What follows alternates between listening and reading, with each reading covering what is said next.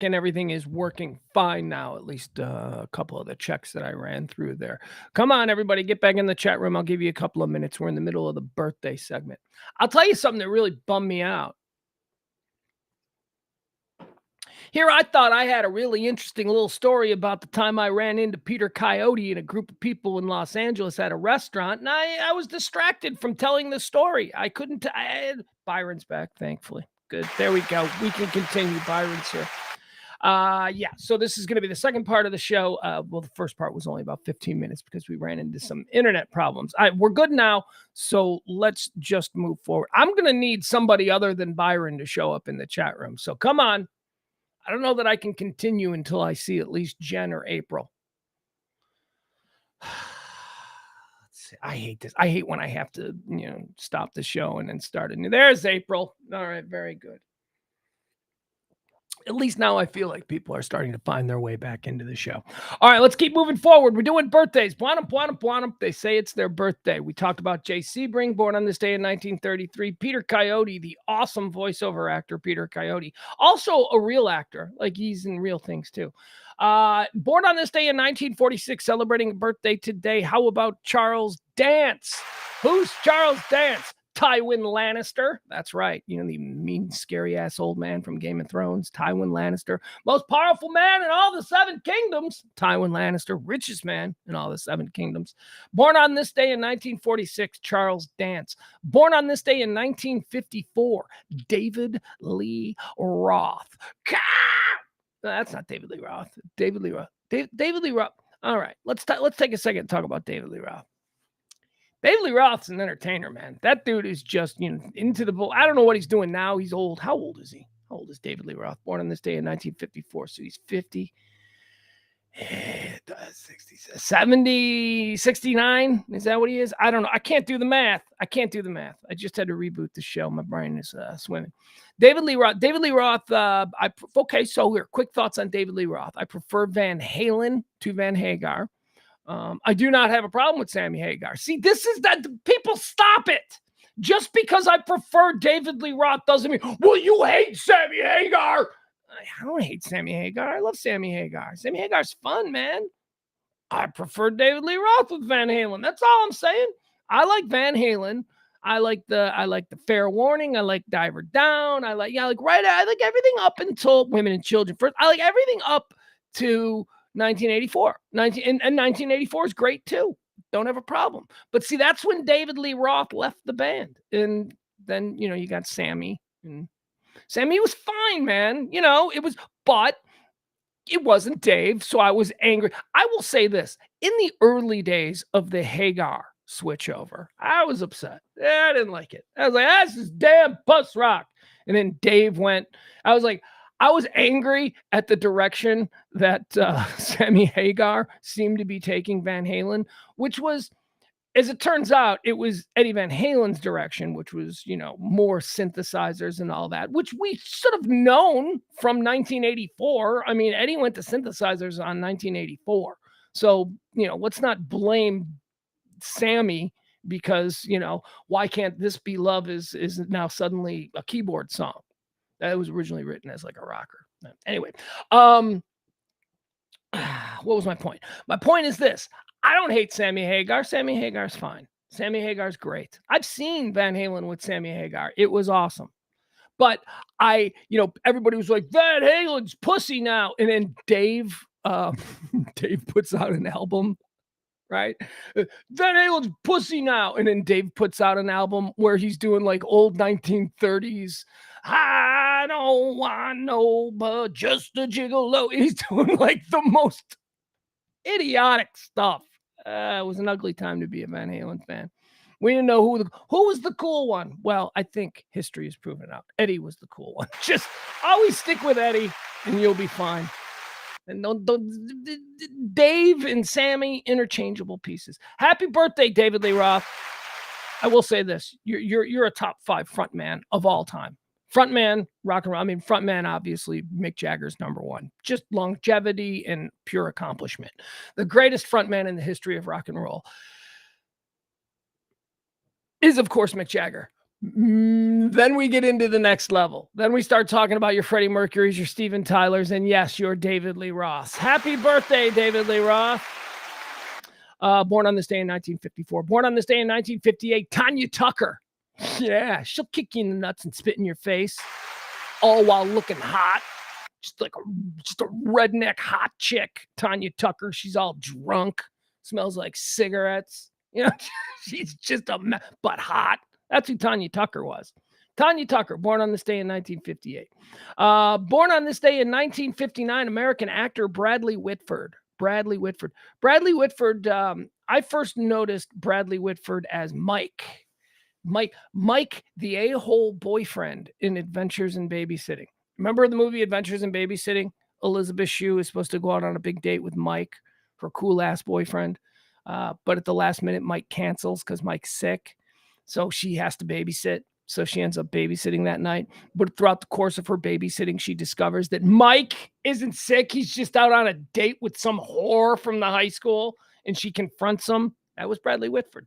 He would go on to be Josh Lyman on The West Wing and then a whole bunch of other things. He's good in stuff. Cabin in the Woods, Bradley Whitford. Good in Cabin in the Woods. Get Out, Bradley Whitford. Bradley Whitford's good. Born on this day in 1959. By the way, Bradley Whitford, not to be confused with Brad Whitford of Class Aerosmith. That's right. Brad Whitford's in Aerosmith. Bradley Whitford is in West Wing. Born on this day in 1961, Martin Kemp. This is an interesting guy who's not really a big celebrity here in America, but he's a really big star in England. Martin Kemp. Here's how we know him in America. In America, we know him as the guy who sang, ooh, ooh, ooh, ooh, ooh. I know this much is true. Ooh, ooh, ooh. That's Martin Kemp, Spandau Ballet. That's who that guy is. But see, that's how we know him here. But over there in England, he's a TV star. He became like an actor. Like, remember how Sugar Ray had a hit and then Sugar Ray tried to become an actor and it didn't really work. So then they just stuck him on like Extra or whatever. But so Martin Kemp actually did that same thing. He was a pop star in England. And then he was like, okay, maybe I'm not going to have another hit. So then he decided to start acting. And here's the thing. Turns out he can act. He's like really good. Like Martin Kemp's got a much bigger career in England as an actor than he does as a singer. But, you know, we know him as ooh, ooh, ooh, ooh, ooh. The Craze. Have you ever seen the film The Craze? Craze came out in the mid-1990s. It starred Martin Kemp in the dual role of both Cray brothers. Actually, they remade the story of the Cray brothers. The Cray brothers were London gangsters. They controlled the London underground, and they were identical twins. Tom Hardy just recently remade the Craze movie a couple of years ago. I don't remember what it was called. But the original one, The Craze, stars Martin Kemp from Spandau Ballet. Ooh, ooh, ooh, ooh, ooh. Born on this day in 1965, and he's a Deads. No, he's one of the Deads. He didn't die on this day. He was born on this day. Ladies and gentlemen, happy birthday to the dead, Chris Penn. That's right, Chris Penn. Not Sean Penn, Chris Penn. We had two of them. When Sean Penn like broke onto the scene as Spicoli, and he became a phenomenon. Like Sean Penn was like that character of Spicoli for about, I don't know, like 9 months. Well, it was a big thing in American pop culture. So when he broke onto the scene as Spicoli, they went in Hollywood. They went, hey, doesn't he have a brother? So they took his brother Chris and they created a movie called The Wildlife, where Chris Penn played a character very similar to Spicoli. Chris Penn's dead now, so we're not going to make fun of him for that, because we do have things that we can applaud Chris Penn for. Chris Penn, he's dead. Not going to do anything else. But nice guy Eddie. He's nice guy Eddie. Chris Penn is always going to be nice guy Eddie from Reservoir Dogs. Chris Penn, born on this day, dead too soon. Born on this day in 1967, the next president of these here United States, ladies and gentlemen, Gavin Newsom. Oh, yeah, I know. You people don't like that. That dude's going to be president. Are you kidding me? I don't know the first thing about this guy. I don't know if I trust him. I don't know what his deal is. I know he was married to a woman who is now married to a Trump, and that tells me that, I don't know. You know, like how can that be a thing? Like, okay, so first of all, what's her name? What's her name? The chick that's with Don Jr. now. But she used to be with Gavin Newsom. Like she used to be married to Gavin Newsom, and she was a big old San Francisco liberal attorney. But then she like got a job on Fox News, and now she's like super far right, and she's not with Gavin Newsom anymore. They got divorced years ago, but now she's with Don Jr. That's interesting. That should show you that this is all just a shell game for these people. Right? You know, you won't talk to your neighbor and you're trying to figure out how to move. You don't care how much equity you're going to lose in your house. You ain't living next to no Biden supporter. That's what's going on with you. Meanwhile, these people who are playing the shell game, married to Gavin Newsom 1 minute and then in love with Don Jr. the next. Come on, man. They're playing a game on us. This ain't real to them. We're taking it way too serious. So anyway, it's Gavin Newsom's birthday. That son of a bitch is going to be president. Look at him. How can you look at him and go, it's not, I'm not endorsing him. I'm not saying I'm going to vote for him. I'm saying he's a handsome dude who was the governor of California. That's pretty much all you need, governor of California. I don't know. He is a white guy, though. That is a problem. But I'm telling you, man, that guy, if it was 1990 and Gavin Newsom bursts on the scene, I mean, look, 1992, we elected Clinton. He's, and remember women were like, he's kind of attractive. Like that was like the whole thing with Clinton. I'm like, Gavin Newsom. Gavin Newsom's a good looking dude. And he's a good looking, articulate guy. Be afraid of him. Be afraid of him. I don't know why. I have no idea what he stands for. He's governor of California. I know that he's pulling back on the psychedelics. Remember, he was all set to, this is why I think he's going to be president. See, remember he was all set to sign the psychedelic law there in California? It had passed the Congress. We talked about it a couple of weeks ago. It had passed the legislature in California, and it's just going to go to his desk now. Governor Gavin Newsom going to sign that, and all of a sudden, shroom's going to be legal in California. Well, he ain't signing that now, which is why I think he's, yeah. I don't know. You know what I mean? Something's going on there. And there's a traffic jam. There's a traffic jam for Gavin. The Dems want him so bad because they just think he's such like a top shelf kind of candidate based on all of the boxes that you check. I'm not saying he is a top shelf candidate. I'm saying he's good looking, he's articulate, he's well funded, and he's the governor of a major state. Those are like the things you go, yeah, let's run that son of a bitch. Because, people who don't even know who he is, or even those who don't like him or think they don't like him today, woo, after that machine gets a hold of them, they'll be pumping commercials down our throats. Suddenly you'll hear people like, that dude could win. I'm just telling you, he could win. Suburban soccer moms, flashing them pearly whites. Yeah, I'm saying it. I'm saying that sometimes women vote for, hey, look, Sarah Palin was chosen because men voted for her because she was hot.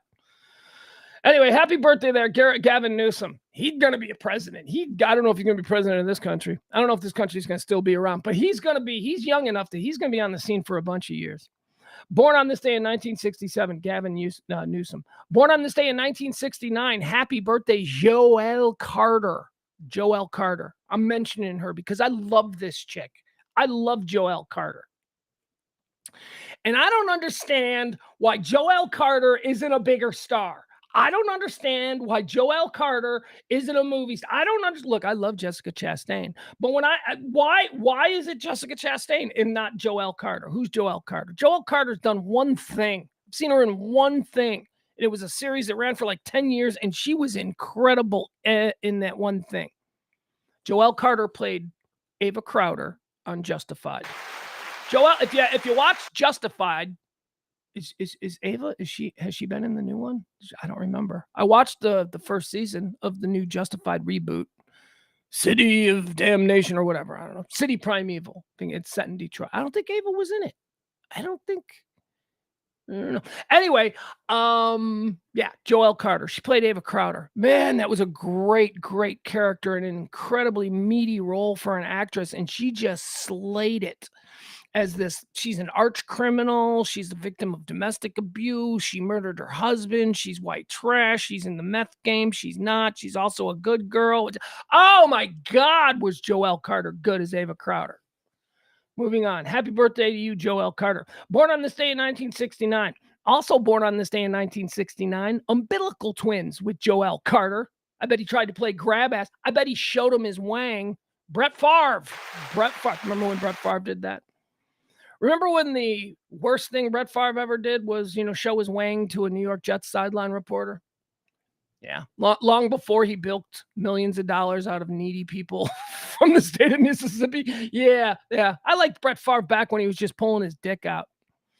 Brett Favre, happy birthday. Born on this day in 1969. Born on this day in 1969. Here's another one who was, I thought, relegated to the Joelle Carter file, but she broke out. She got her break, which means Joelle Carter. Ava Crowder from Justified could also still get her break. Celebrating a birthday today, born on this day in 1969, Wendy McClendon Covey. Do you know who Wendy McClendon Covey is? Well, some of you do, because you know her from the Goldbergs. She's the mom on the Goldbergs. But the rest of us, a whole bunch of us who go deep with Wendy McClendon, we'd suggest your grandma loves her in the Goldbergs. Tell your grandma to check out Reno 911. This woman was balls to the wall hysterical for a decade on some Comedy Central show. She's probably making $500 an episode. They didn't make nothing for them shows. I mean, the producers did because they got the syndication money, but the actors and stuff, those people weren't making big money for Reno 911. They were making more than $500 an episode. But what I'm saying is, she did that for 10 years, and everybody who watched that show was like, holy shit, that Wendy McClendon Covey chick is hysterical. When is she going to get a sitcom? And then she got it. She got the Goldbergs, and now she's got Goldberg money, so good for her. And everybody loves her because she does. Everybody loves her. Everybody loves her. Like, some of us have been loving her since the early 2000s. She's been around, and she got her break, and now she's the mom on the Goldbergs, and she doesn't have to ever worry about paying her bills again. Good for her. Born on this day in 1969. Born on this day in 1973. How about Mario Smokin' Lopez? Slater, right? AC Slater from he's a guy. I don't get this. Mario Lopez, like, all the stuff that Mario Lopez does is all like, I'm the most non-threatening guy on the planet. Like, it's all very much for Iowa. Like some woman sitting, knitting or folding her laundry, watching daytime TV in Iowa. Mario Lopez, his brand is like right on for her. It's like, that's who he is. Hi, I'm attractive and I don't scare you like other brown-skinned guys. That's Mario Lopez's lane, which is interesting to me because I remember when Mario Lopez was like being led around in handcuffs for raping a bunch of girls. And here we are in the Me Too movement. And I know that all of that stuff with Mario Lopez went down in the 1990s, but none of it came back. I mean, this dude is like Mr. Daytime TV, Mr. What selective amnesia? What? Because he seems nice now, we're going to forget about how, a bunch of girls brought charges against old Mario Lopez back in the 90s. Happy birthday, Mario. Just bringing up something from your past that's always, confounded me. Why are you still allowed to be? We know stuff about you. Happy birthday, Mario Lopez. Born on this day in 1973. Born on this day in 1974. How about Dale Jr.? That's all you got to say is Dale Jr. I don't even have to say Earnhardt. I just say Dale Jr., and you all know what I'm talking about. Born on this day in 1982, Dan Stevens. Dan Stevens is an English actor. He's good. I think he was he on Downton Abbey? I think he was on that. I think he's on a show. Okay. So I know Dan Stevens, but I love Dan Stevens for a show that nobody saw. And I know that he's famous for another show that I didn't see, that everybody saw. And I think it's Downton Abbey. I think Dan Stevens was on that. Anyway, he's great. He is a great actor. Season 1 of the FX Noah Hawley Marvel show, Legion. Season 1 of Legion on FX. Season 2 goes off the rails. I couldn't follow. Season 2 is like trying to watch Stanley Kubrick's 2001: A Space Odyssey. I just couldn't. I tried a couple of times. I'm like, I can't. Also, fun fact, if you love, if I haven't sold you on Legion Season 1, it's the best work Aubrey Plaza has ever done. So if you're an Aubrey Plaza fan, you might want to check out Season 1 of Legion, starring Dan Stevens. He's great. Happy birthday, Dan Stevens. Born on this day in 1982. Born on this day in 1989. How old is she? Hold on. Let's do the math. 20, 30, 33, 34. No, she's not. She's not 34 years old. What was her name? What was her name? Why can't I think of her name? Oh, she was America's daughter. We all loved her. Didn't particularly like the way she treated old Matt Sarrazin, but Amy Teagarden celebrating her birthday today. Amy Teagarden I can't think of her name. What was her name? Well, I mean, I know she's Coach Taylor. She's Taylor. What's her name? Taylor. The Taylor daughter. Coach Taylor's daughter. The daughter of Connie Britton and the star, Amy Teagarden. She's 34. Oh, my God. She was just such a darling little kid.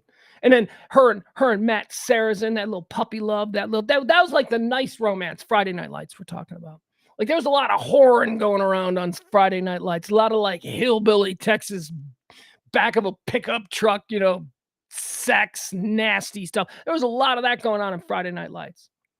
But the whole romantic subplot between Amy Teagarden and Matt Sarrazin, that was very nice. That was the way we would all hope that our children would find love, early love. They were wonderful. All right, happy birthday, Amy Teagarden. What was her name? Anybody in the chat room know her name? I can't remember her name.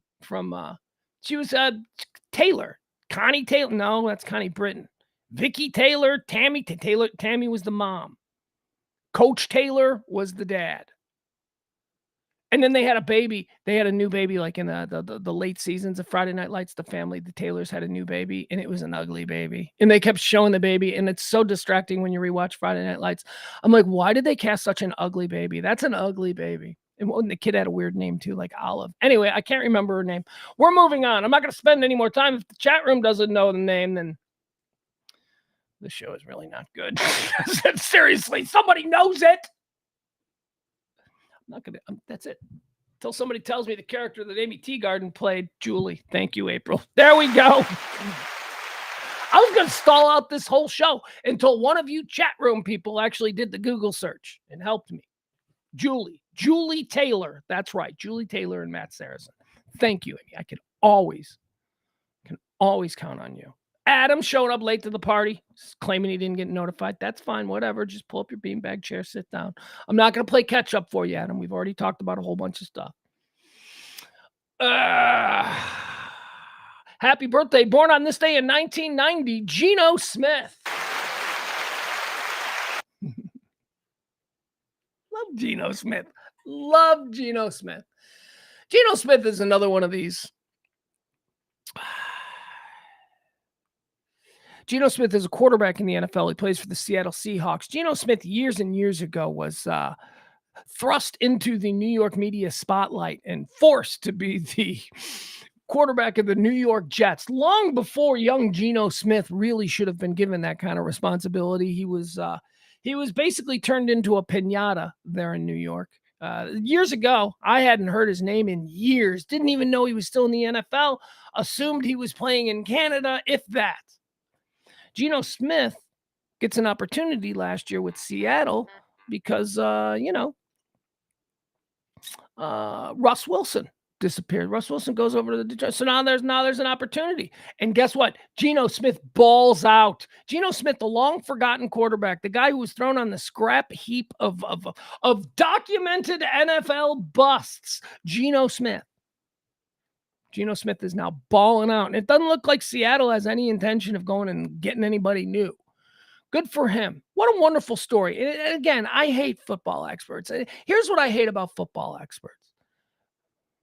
I hate the arrogance. I hate the idea these people, look, I watch the games too. I follow the games very closely. Now, maybe I'm not there getting, playing grab ass with the teams and all that stuff, but I know what I'm seeing. I know what I'm looking at. These experts, the highly paid experts. Oh boy, I'll tell you, Caleb Williams is a can't miss. Yeah, well,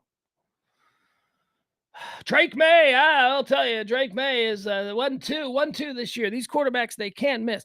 Quarterbacks miss all the time. And not only that, I mean, look at, hey man, Bryce Young, everybody was falling all over themselves for Bryce Young. And it is way too early. And I have absolutely no opinion on whether or not Bryce Young is going to make it in the NFL. But all I can tell you is he don't look good. CJ Stroud does. But you know what the experts told you? The experts told you that there is no way There is no way that CJ Stroud is in the same league as Bryce Young. And now we're seeing both of them starting as rookies, and both of them on, well, one of them's on a bad team. The other one's on it's a bad team, but maybe now they're better because of him. CJ Stroud, he wasn't supposed to be better. He looks like he's better. I don't know. Trey Lance was what, the number 4 overall? Took San Francisco 2 years to realize, yeah, that was a mistake. Tom Brady, again, 5th-round draft pick. Brock Purdy, Mr. Irrelevant. Experts don't know shit. Geno Smith, happy birthday. Good for him. Just takes some people time, man. Takes people thrown on the scrap heap. These people, like here's an example, and I am not saying that he's going to come back and he's going to be great. But I look at a quarterback who I think got completely robbed over, and nobody cares because he's a dick, and he is a dick. He's a well-known dick. He's arrogant and all that stuff. He's actually, he didn't really need football because his family has so much money. He would have taken a pay cut to go play NFL football. And I'm talking about Josh Rosen, quarterback out of UCLA from a couple of years ago. He's a 1st-round pick. He fell down the draft board a little bit. He was hyped more during his playing days in college than when it actually got to draft night. But that's a dude who the Arizona Cardinals took with their 1st-round pick, with the intention of developing him as their franchise quarterback. And then the next year they sucked again, and they got an opportunity to get Kyler Murray, and they blew out Josh Rosen. And now this guy's like bounced around, and it's like, what? So he couldn't play at all? Like he can't even be a backup? But he was one of the 5 best quarterbacks in that draft, and he was thought by experts who cash big checks to have been a 1st-round worthy franchise type quarterback. I don't know. These guys don't know anything. Geno Smith. Happy birthday, Geno Smith. All right, now let's go into the deaths. Everybody wrote off Geno Smith. I know I did.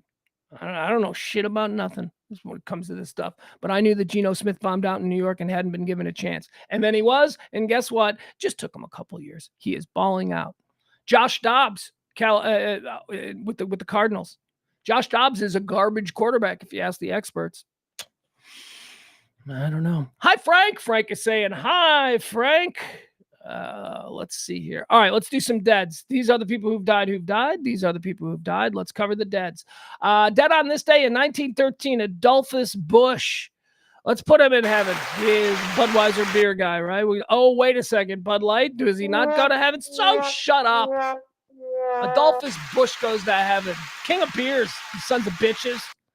I don't give a crap about whatever happened with Bud Light in the last 6 months or whatever. Augie Busch is going to hell. American beer, man. Come on. He's in heaven. Dead on this day in 1985, Yul Brynner. Yul Brynner is like a dude who played one role. As far as I can tell, he was in The King and I. And that's it. That's like a musical. He's a weird guy. Yul Brynner was a weird guy. He spoke really weird. He had a weird accent. I don't know. He had a weird accent. He was bald. He was a weird guy. I don't know what he was. Space alien? Maybe. I don't know. He was famous for playing the King of Siam in The King and I.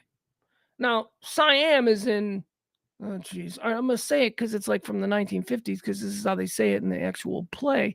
But Siam is in the Orient, right? I don't think Yul Brynner's Asian. But whatever. He became famous as being that guy. The other fun thing about Yul Brynner is, and he died on this day in 1985, is that on this day in 1985, a commercial started airing by the National Cancer Association starring Yul Brynner. The National Cancer Association, the stop smoking ads that we used to see, they had shot a commercial with Yul Brynner, and they just put it in the can, and we're waiting for him to die. And as soon as Yul Brynner died, the American Cancer Association released this commercial. Hey, I'll show it to you. Let's watch the Yul Brynner I'm Dead commercial. It was shocking.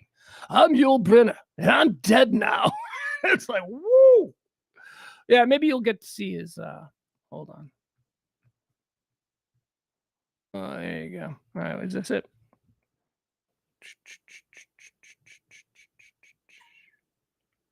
Is this it? Yeah, all right, here you go. So this is it. So the day he died, this is what they started airing. Yul Brynner. There you go. And again, tell me what this guy is. I don't know what this guy is. Is he Eastern European? He's not Asian. He was famous for playing the King of Siam. He's not Asian. I don't know what he is. In the accent. Tell me what you think's going on with the accent. All right. Gentlemen, the late Yul Brynner. I really wanted to make a commercial when I discovered that I was that sick and my time was so limited. I wanted to make that commercial that says simply, now that I'm gone, I tell you, don't smoke. Whatever you do, just don't smoke. If I could take back that smoking, we wouldn't be talking about any cancer. I'm convinced of that. Well, okay, there you go. Yul Brynner, I'm dead now. What was that accent? He's like Eastern European. An interesting guy. Interesting guy. He was an actor, a popular actor, a celebrity in America during the height of anti-communism, during the height of the Cold War. That accent is definitely Eastern European. I'm listening to it now. It's definitely Eastern. So he's Russian. He's commie. But he got away from that by playing the King of Siam, which he's not Asian. He's not an Asian guy. So it's like we allowed him to be famous because we all just went, well, he's culturally appropriating the Asians. And doing that, we forgot that he's actually a communist. Anyway, there you go.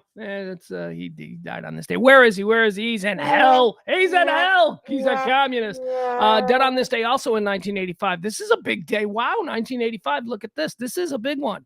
I remember when this guy, I remember Yul Brynner because I remember the commercials. I'm dead. But I don't know that I remembered it being announced, ladies and gentlemen, Yul Brynner has died. I do remember this one. Orson Welles died in 1985 on this day. I remember Orson Welles dying. Because Orson Welles was a really big player in my early childhood. War of the Worlds, his recording of War of the Worlds with the Mercury Playhouse back in Halloween of 1929 or 1939. I don't know, whatever it was. I can't think of it.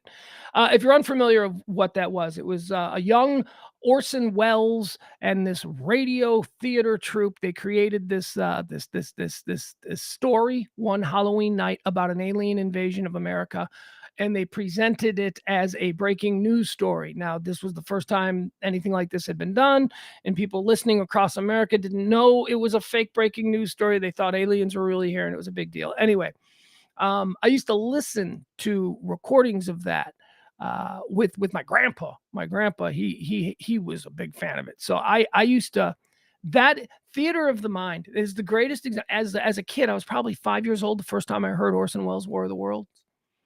I mean, it's just what it did to be able to close your eyes and listen to someone talk and then use your own mind to create all of these pictures. I mean, it was really great. It was life-changing for me. So Orson Welles, he was a son of a bitch, man.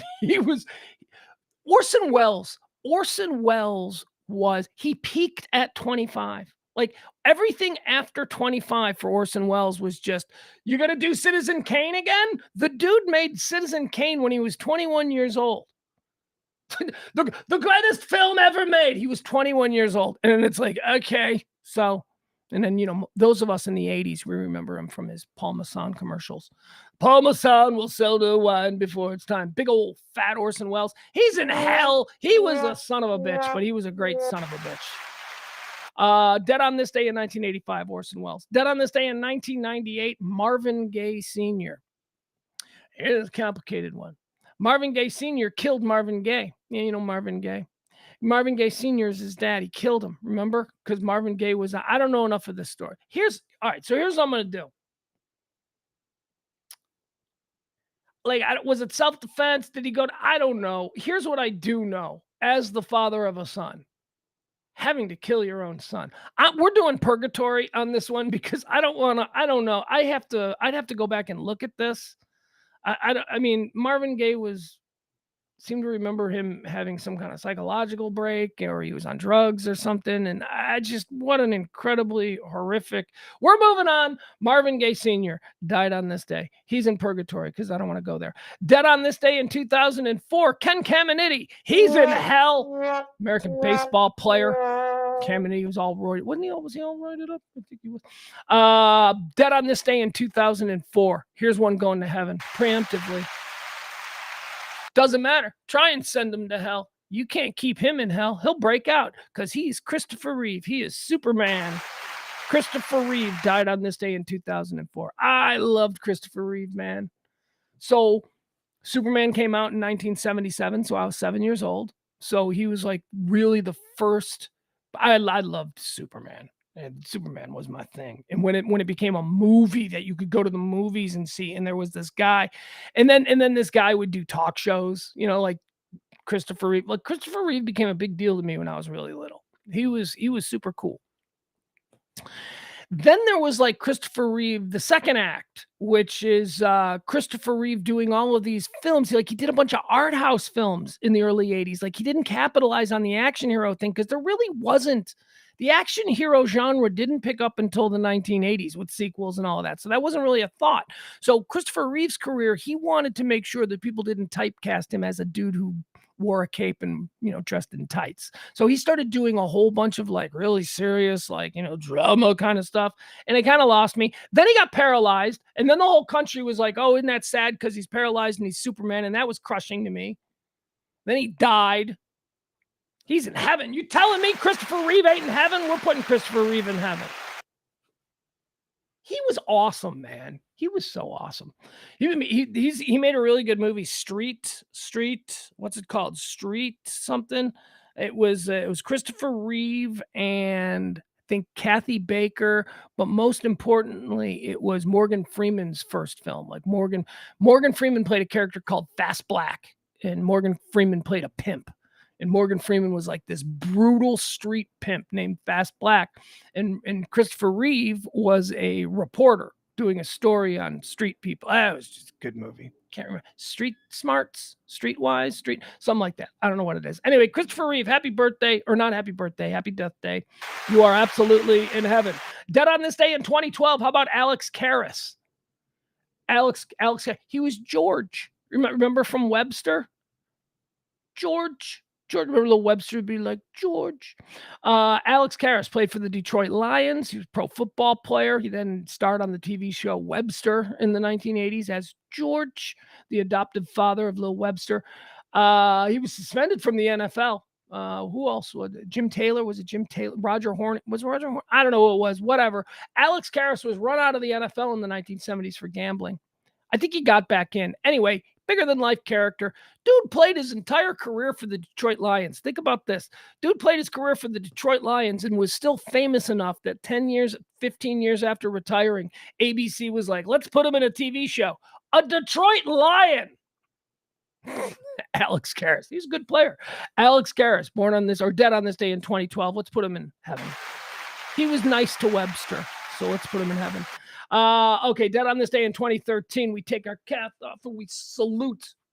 We do this with all of these people. Ladies and gentlemen, Scott Carpenter, American commander, pilot, astronaut.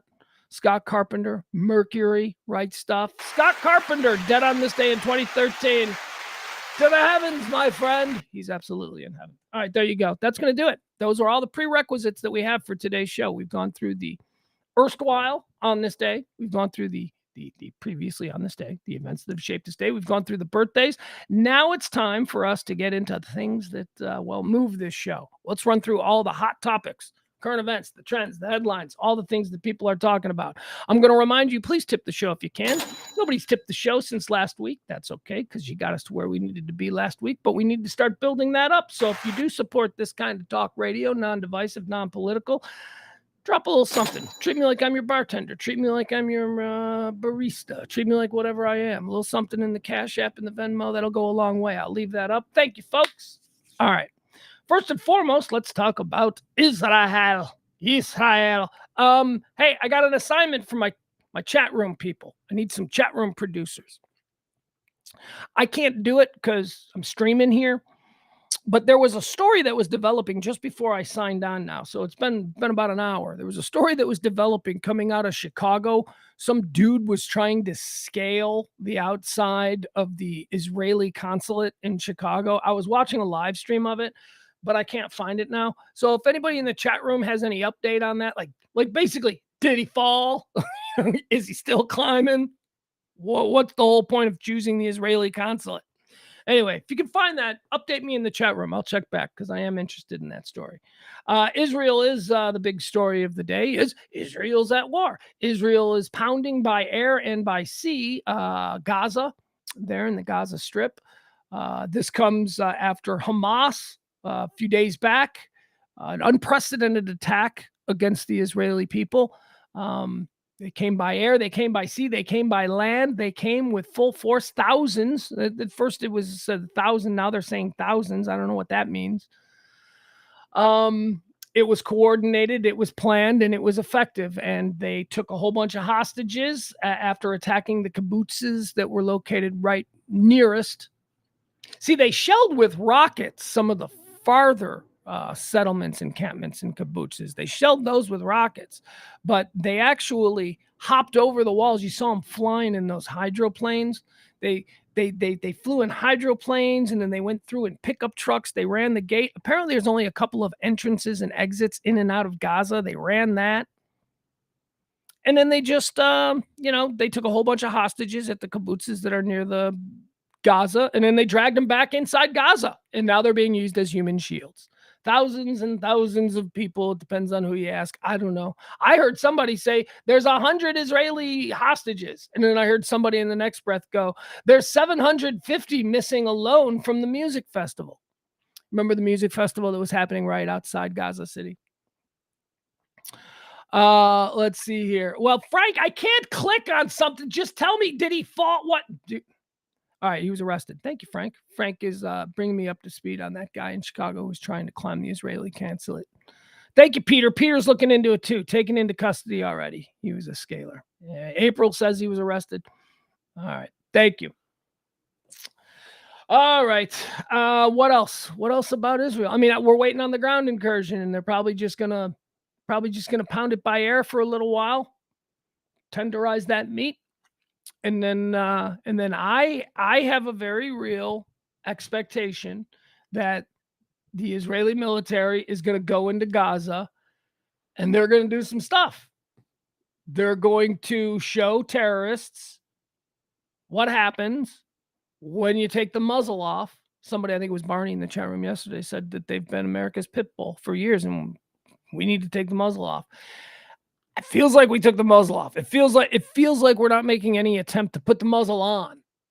That's for sure. So we'll see. We'll see what happens. I keep going back to, the human cost, like the human cost. Let's get out of the politics of it. All these, because let's just say 1,000 really bad people, a bunch of terrorists who should fucking be dismembered in the town square and then fed to ducks. I don't know. I'm just trying to think of the worst possible way to get rid of a terrorist. But, so we got these 1,000 guys who did this, but now we're talking, there's like 1 million people though. And I don't know how many of these 1 million people are just, these terrorists did this. I don't know how to justify this emotion because I look at what Israel is about to do and I say, yeah, that's what you got to do. You can't live in a world where we can't send our kids to a music festival without a bunch of monsters and paragliders landing in the parking lot and slaughtering it. We can't live in that world. So that is the world that is being presented to us. So how do we say no to that world? How we do it is, I think, what's about to happen with Israeli forces going in full force into Gaza, clearing that place out. And who knows? By the way, here's the other thing. This whole idea about Gaza being allowed to be this sort of Palestinian enclave where you have the Palestinian Authority and Hamas arguing over who has political control. Oh, that's over. Oh, that. I understand that we are still in the first couple of days. Gaza is not Palestinian anymore. Don't forget about that. Gaza is now fully owned and will continue to be under the control of Israel from this point forward. All of this bullshit about fine, you can have it, we'll fence it off, you guys stay in there. That's done. That's over. We've got the same situation that we're going to see here in Gaza that occurred on the West Bank back in 1967. They went in, they took it all, the Israelis. They went in, they took it all, and they basically never left. Now, granted, the West Bank has, through years of political, parsing and all that stuff, there are different districts, and there are a couple of districts in the West Bank that are controlled by the Palestinian Authority. However, like 70% of it is under the control of Israel, and that's what's going to happen in Gaza. So forget about it. Forget about these shared, communities where people are going to be living side by side. No, there is none of that. The two-state solution is something people have been talking about for 50 years. That ain't going to happen. Doesn't appear that anybody even likes that. So if we are now on this day, October the 10th, year of our Lord 2023, in a situation where it's go time, somebody already hit start. This thing is going, and how it's going to end up is that Israel is just going to take control of this entire region. It's going to be bad for a whole lot of people. And this means that here's the other thing that I don't know that I fully grasp. This is what it's going to be now for the next 20 years. It's not going to be better. Israel's not going to go in, pave the place, and then in 5 years, we're going to be putting up a Disneyland in Gaza. That is not what's going to happen. They're going to go in, they're going to try and control these people with an authoritarian stance, which is, the only stance you can take after you've carpet bombed and completely taken over the land. They're going to go in like that, and they're going to try and manage these people, and it's going to be 20 years of, terrorism and bombing and new generations of kids growing up feeling oppressed, and it's a freaking mess, man. But again, I keep going back to the events of the past 72 hours. When I sit here and I worry about what's about to happen, I go back to 72 hours ago. Or actually, at this point, 4 or 5 days now. I go back to that and I think, yeah, they did it. This is what happened. They did it. That cannot be denied. Hamas did this. No different, stay consistent. No different than what Russia did to Ukraine. Oh, I know there's a lot of people now wanting to be inconsistent on that one, but no. There was peace, there wasn't a war, and then one country started it. And that's what Hamas did. And we're calling Hamas a country. So there you go. Israel. I don't want to, obviously I'm watching a whole lot of Israeli stuff. I don't think we need to do that on the show. It's a war. It's going to be awful. I can't take the videos anymore. They're very sad.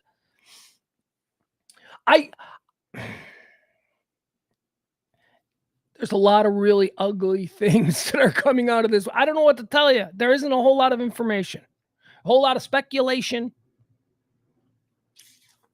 Yeah. All right, moving on. Do you guys know who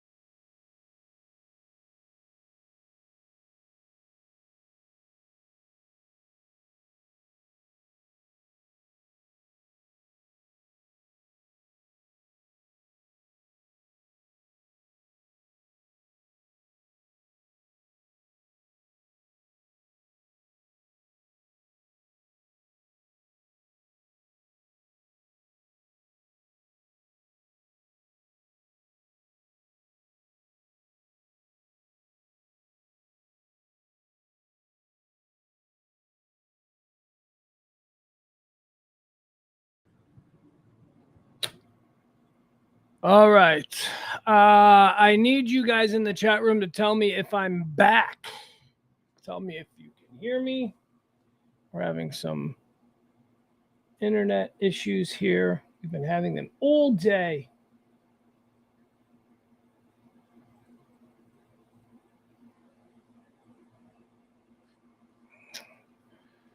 Huh. He's back. Okay, so you can hear me. Still not back completely. I am back on this side, but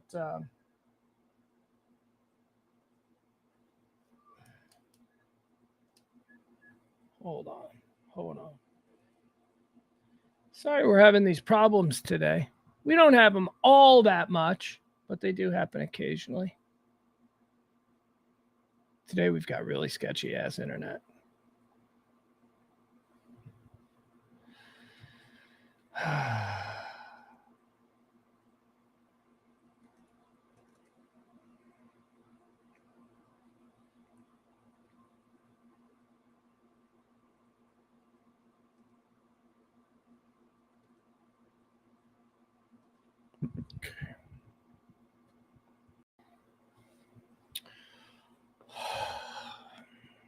I know. I just hang with me, guys.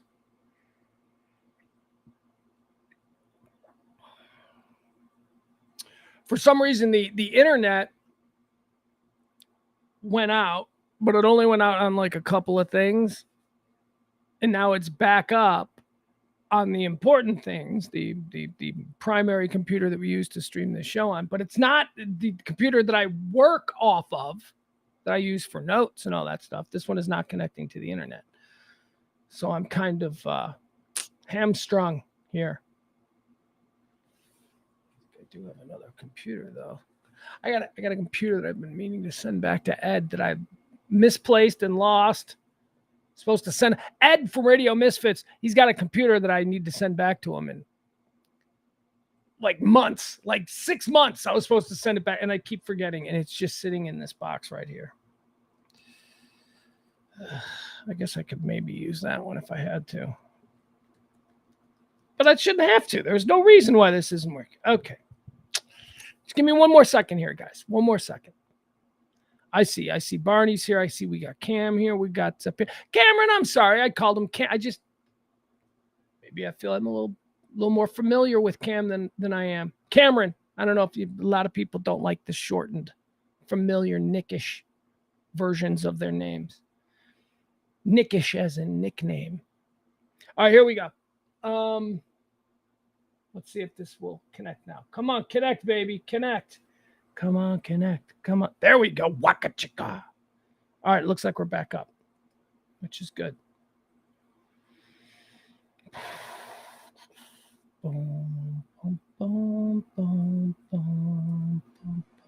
Oh, we are a mere seconds away from like just kickstarting this show back into high gear.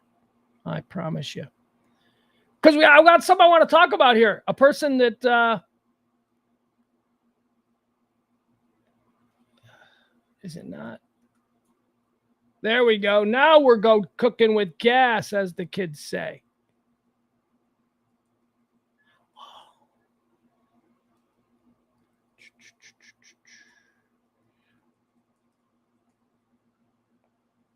All right, here we go. All right, so we talked about Israel. Israel is happening now. And also concerning Israel, related to the Israeli story, and I don't know that this should be the second story that we talk about here as far as the hot topics and current events and all that stuff. But do you guys know who Mia Khalifa is? Mia Khalifa she's described as a former porn star, but I looked her up and I don't know what a former porn star is, because it seems like you stay a porn star forever now. You know, you make a movie. It's not like, yes, I'm a former porn star. All of my films have been taken down. Once a porn star, always a porn star, Mia Khalifa. Maybe you regret some of the decisions you made when you were younger, but you are still. So stop it with the former porn star, Mia Khalifa.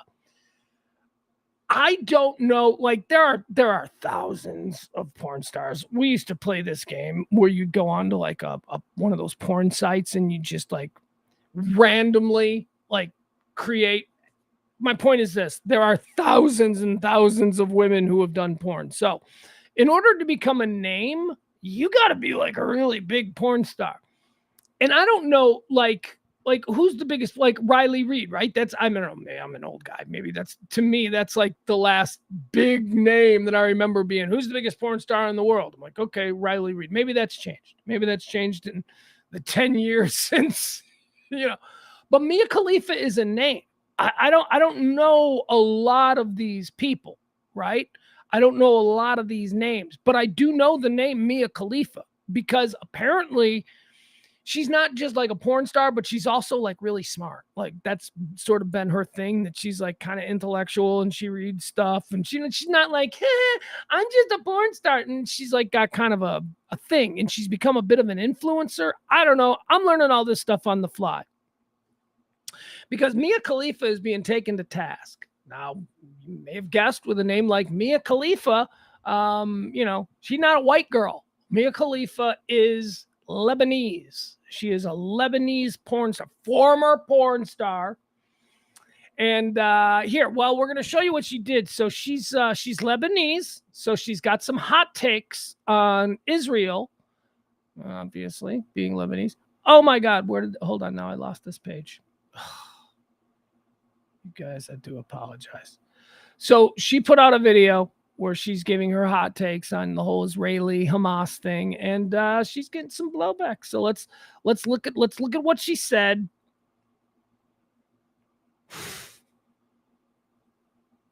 She gives no Fs. I mean, obvious. Well, she's a porn star. She's very all right, here it is. Okay, so this is her. I've never even seen her before. Like, the pictures that I saw, like, apparently she wears glasses. Like, she's like one of these I wear glasses type girls. And that makes me sexier. I don't know. She didn't really need to wear glasses. She looks like a pretty attractive woman to begin with. All right, that's not it. Hold on, I got to find this video.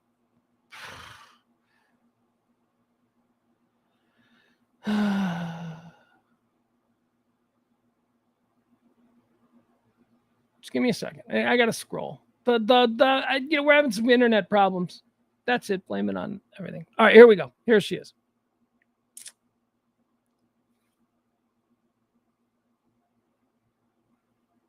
All right, so this is former porn star Mia Khalifa. She's making some kind of video. This is why she's getting blown up. Nobody likes her. 15 years old. What does that say about life expectancy? Boom. That statistic alone should tell you everything you need to know about the quality of life in these refugee camps. 42% of the population is under 15 years old. What does that say about life expectancy? What does that say about quality of life? What does that tell you about everything that's happening there? Israel has only been a state since 1948.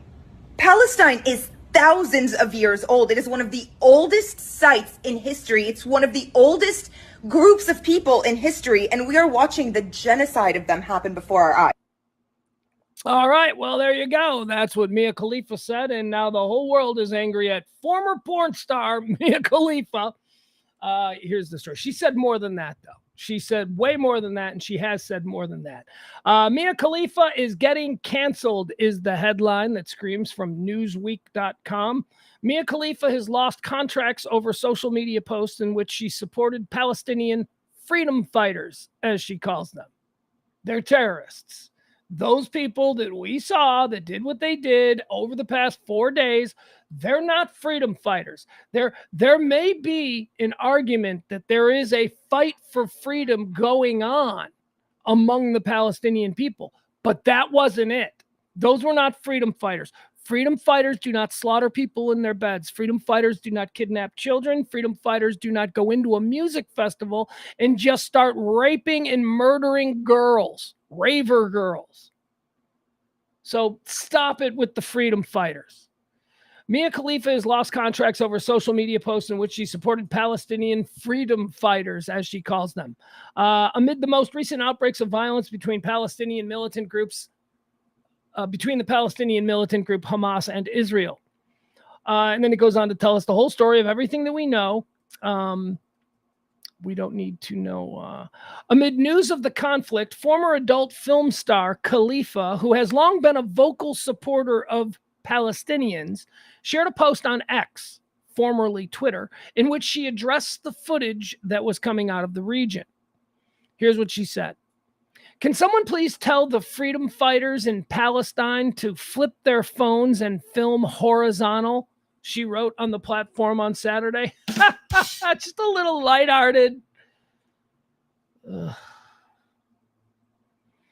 Here it goes on. Oh, wait, sorry. Yes, I would like to continue reading. Following days of criticism over her post, Khalifa sought to clarify her comment in a follow-up statement Monday afternoon. In it, Mia Khalifa says, I just want to make it clear that this statement in no way, shape, or form is inciting, or spreading violence, she said. I specifically said freedom fighters because that's what the Palestinian citizens are, fighting for freedom every day. Okay, all right, time out. Let's go. Here's her exact quote. I specifically said freedom fighters because that's what the Palestinian citizens are. Okay, but it sounded like you were talking about the guys who got on those, bicycle airplanes and flew, because those aren't freedom fighters. Now, you might be speaking of the long and generational struggle that the people there have gone through. Okay, you might apply the tag of freedom fighter to those people. No, terrorists. See, this is the disconnect. There is a larger issue of how the Palestinian people have historically been treated. That is a very real issue, and it should be addressed. But not now. Not right now. Right now, what needs to be addressed are the acts of horror that were perpetrated in the name of these people. Hamas isn't the Palestinian people. And look, I think maybe Mia Khalifa, a little bit more articulation there. Maybe she'd have been able to make that point. I don't think she wants to, though. She seems to be looking for a fight here. Following days of criticisms over her post, Khalifa sought to clarify her comment. I specifically said freedom fighters because that's what the Palestinian citizens are, fighting for freedom every day. Again, maybe so, but those weren't the people on the bicycles coming over the wall, ruining the cool-ass rave party. However, the damage was already done. Playboy magazine has severed ties with Khalifa. What is Playboy these days? Don't you remember, like 10 years, didn't Playboy go, we're not doing naked women anymore? Do you remember when that was a story? Remember when Playboy stopped? Playboy is no longer doing so. And now what? Now they're in business with Mia Khalifa? How long did the we're not doing naked women anymore last? 2 issues?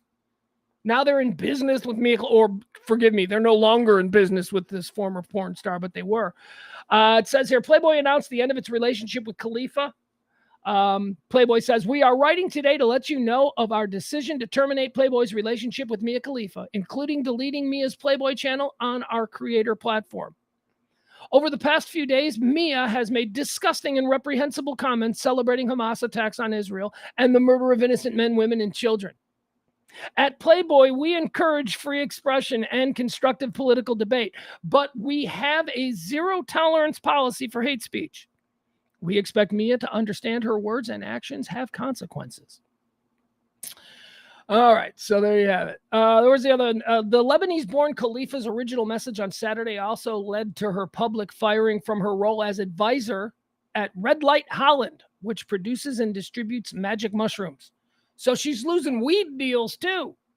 Well, you take a position that's, she had to know this was provocative. So here's what they said. So responding to her tweets, Red Light Holland CEO, are you ready for this? Are you ready? Red Light Holland CEO, Todd Shapiro. Todd Shapiro. Her boss is named Shapiro, and she's taking the side of the terrorists against Israel. Oh, did you not know that Todd Shapiro might, have a dog in this fight? Responding, Red Light Holland CEO Todd Shapiro wrote, this is such a horrendous tweet from Mia. Consider yourself fired effective immediately. Simply disgusting. Beyond disgusting. Please evolve and become a better human being, he wrote to his former employee. She says, All right, it goes on to say, the fact you are condoning death, rape, beatings, and hostage taking is truly gross, Shapiro went on. No words can explain your ignorance. We need humans to come together now, especially in the face of tragedy. I pray for you, Mia, to become a better person. However, it clearly seems like it's too late for you. Ooh. Mia Cleo responded to that by posting that message and the note, I'd say supporting Palestine has lost me business opportunities, but I'm more angry at myself for not checking whether or not I was entering into business with Zionists. She's not backing down at all. She's not. See, look, there is a way, and I tried to. I'm so bad at this. This is why I don't really want to, because it is so complicated and it is very touchy to a lot of people, and you have to respect that there are people who are affected by this thing in different ways than I am. Some white American Irish Catholic kid who's neither Jewish or Palestinian or Arab or, But man, she dropped the Zionist line publicly like that. She's way over the line. She's like terrorist porn star. Zionists? That when you start referring to Israel as Zionists, now you're beginning to play in a sandbox that's typically occupied by anti-Semites, fascists. That's not good. So there you have it. That's why Mia Khalifa's got herself all in trouble here. Biden documents. Here's something else that's trending today. Joe Biden was apparently interviewed the last couple of days by special counsel. Who's this guy? We know Jack Smith. Apparently it's good business to be a special counsel investigator in Washington, D.C. There's a bunch of them. So they're also investigating, Biden, how he handled his documents. Remember, I don't know, they were in the trunk of his Corvette or something. I don't know, whatever. So he was interviewed. He was interviewed by special counsel the last couple of days. There you have it. We don't know anything more. Hurricane Lydia. You guys hear about this? We got a new hurricane coming in. It's going to just molly up Mexico. Hurricane Lydia. Has this been a big hurricane season?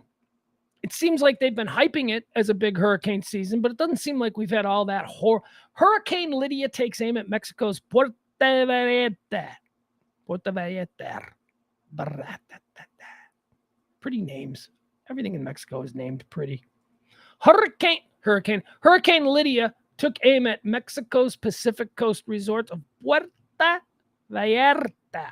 And forecasters said it could have winds of up to 105 miles per hour when it hits land later Tuesday. Hurricane is expected to sweep over a spit of land around Cabo Corrientes before hitting the back bay where Puerto Vallarta is located. Local authority, I'm only reading this because I want to pronounce the words. Local authorities canceled classes in communities around the coast. The expected impact comes one day after Tropical Storm Max hit the southern Pacific coast 100 miles away. Come on, no more fun words to say? All right, never mind. So there you go. Hurricane Lydia gonna thwop Mexico some point today. Santa Monica Pier. This was a fun story from last night. I was watching this. This is why I was kind of interested in the guy that was climbing the building in Chicago this afternoon, because we had another one of these crazy situations where one dude decides to turn himself into center of attention.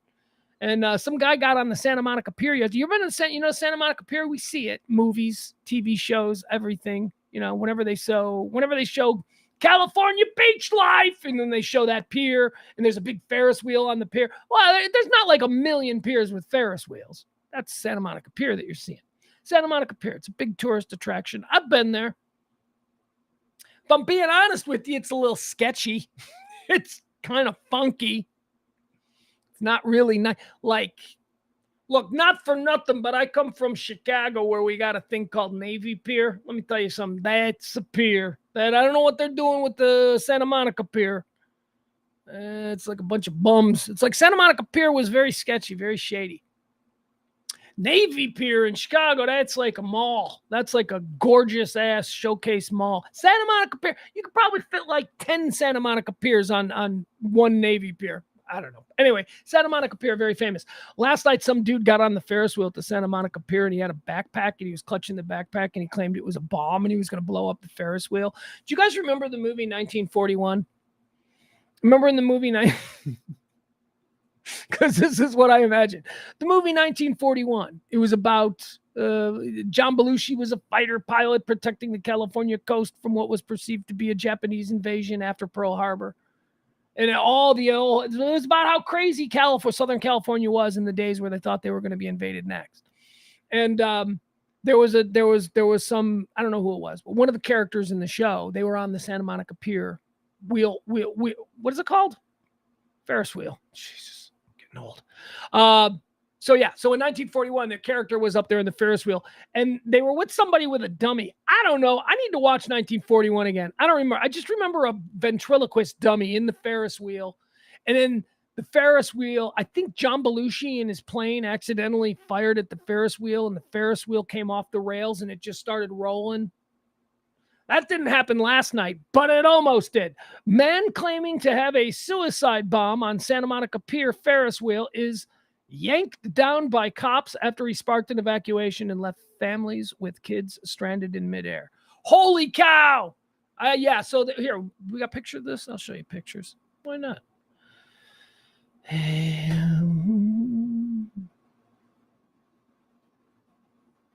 I was watching it on a live stream. Somebody was just live streaming on YouTube, but it looked very ominous. All right, here you go. Well, wait, we got a whole bunch of gallery pictures. All right, let's look at them this way. So here he was. He climbed up. I don't know what his deal is. Hey, are you interested in what the deal is? I am. I'm always interested in what's he all about? What issue is he trying to draw attention to? I mean, I may as well at least learn about the issue if he's going to go through all of this trouble. All right, here he is. Boom. So there he is. You can see him. He looks like he climbed out of his little box, his little cart, his little bucket, and he seems to be in the middle. Now there's people in these other cars. Let's see if we get our picture. Now what are we looking at here? Oh, there he is. Oh, he's climbing. That's him climbing? Or is he being... No, it looks like he's being pulled down by police officers. So they must not have thought he had a bomb. Like if the cops were like, get your ass down here. And he's like, but I got a bomb. And they're like, shut up. Get your ass down here. There they are. They're arresting him. That's like something like 1970s or 1980s cops would do. Seems like in 2023, if a guy says he's got a bomb, we got to shut down the entire county for 2 weeks. Well, we may, right? Back in the 1980s, one dude would be like, you ain't got no bomb. Let's go get him. And then they'd go get him. And chances are he didn't have a bomb. Okay, so here's a family that apparently they were on the Ferris wheel. That was fun, right? I know. Are you traumatized or whatever? Horrifying? You've got a story. I know in the moment it was traumatizing, but let's go like a week from now. A week from now, what you just experienced with the dude with the backpack bomb during your trip to Santa Monica, that experience, you're going to be telling people that story forever. It's a good day, not a bad day. Don't ask for your money back. You got your money's worth on that trip on the Ferris wheel. People don't recognize that. Never realize when they've gotten more than their money's worth. But it's not what I expected, so I want my money back. Walgreens is trending today. Walgreens is trending because a whole bunch of Walgreens people are going to go on strike. That's right. Now we've got auto workers on strike. We got actors on strike. You know what's funny? The actors are still on strike, and ain't nobody give a crap anymore because it was the writers. The writers was the big one. The actual stuff that needs to be made, the new crap that moves us, that's all done by writers. Actors are just empty vessels who are just portraying characters. And you know what? The actors don't want to come to work. That's fine. Because I don't think there's going to be a problem finding scabs to star in Hollywood films, right? Doesn't that seem like the easiest union to bust? Like if you were going to bust a union, don't you think that the draw of, hey, you're going to have to cross the picket line, but we're going to make you a movie star like Leonardo DiCaprio. I mean, you're like, yeah, where do I cross? So whatever. These actors got nothing. So you got the actors, they're still on strike. The auto workers, that's a really big one. You got the healthcare workers at Kaiser Permanente. They've got a bit of a stall in it, but that's expected to kick back up really big. And now you've got Walgreens workers coast to coast saying they're going to walk off the job because they feel their job is unsafe. These are Walgreens pharmacy workers. Yeah, I mean, I could see, look, man, we've got an opioid problem in this country. There's a lot of people who are addicted to drugs. And when you're addicted to drugs, you'll do whatever it takes to get your drugs. So if your town, the town that you're addicted to drugs in, has a Walgreens, you know that building on the corner has a little room in the back that's got all of those delicious drugs that you want so bad. So yeah, I would imagine being a pharmacist at an American Walgreens would be a pretty scary job. Walgreens pharmacy staff walks out citing unsafe working conditions. Thousands of Walgreens pharmacy staff across the country are walking off work this week, alleging that the poor working conditions are putting employees and patients at risk. The walkout could impact hundreds of stores starting Monday and going through Wednesday, as organizers of the effort told the Washington Post on the condition of anonymity for fear of retribution from the company. It is unclear whether any pharmacies have stopped operations. Pharmacists, technicians, and support staff claim that increased demands on understaffed teams, such as administering vaccines while battling hundreds of backlogged prescriptions, have become untenable and are impeding their ability to do their jobs responsibly. Okay, so that's what it's about. I would think it's about junkies. They're saying it's not about junkies. They're saying it's about, you're making us work too hard. Which could be the case. I wouldn't put it past corporate Walgreens to have maybe a store that needs 10 people to do the job. And then over the course of the last couple of years, through cutbacks, now there's like 3 people doing the job that 10 used to. I wouldn't put that past corporate Walgreens. Sure. Let's see here. Walgreens. Okay. Here you go, guys. We'll get into this story. This is... Every now and again, a story comes along that you want to spend a minute on and just kind of... I don't know how detailed I'm going to get in this story because it's graphic. I don't know how detailed I want to get, but boy, I'll tell you, this is a show tipper. If you haven't tipped the show, you're gonna like this story. Bondage death is just how I've got it listed here. I don't understand, but so first of all, let me just establish right from the get-go. I don't understand weird sex people to begin with. And what is a weird sex person? A weird sex person is anybody that makes sex way more than it is, okay? A weird sex person is like, these people that they're just always about sex, crazy sex, kinky sex, whatever. That's fine. You and whoever it is you're with in your bedroom, whatever it is you get into, that's fine. Just, I don't need it to be a part of our conversation as friends. I don't need to know about, I don't like weird sex people. So people who are into bondage certainly fall into the category of weird sex people. By the way, I have a friend who's into bondage, and it doesn't mean we can't be friends. It just means I think you're a weird sex person. But weird sex people are also interesting, and I like to surround myself with interesting people. So, albeit I am not a weird sex person, or maybe I am a weird sex. Actually, I have had people who I considered to be normal sex people say that I am a weird sex person. But they say that I am a weird sex person because my complete ennui where the subject of sex is concerned, it makes them wonder that maybe I need more testosterone or something. But I am just like, I'm over it. Whatever.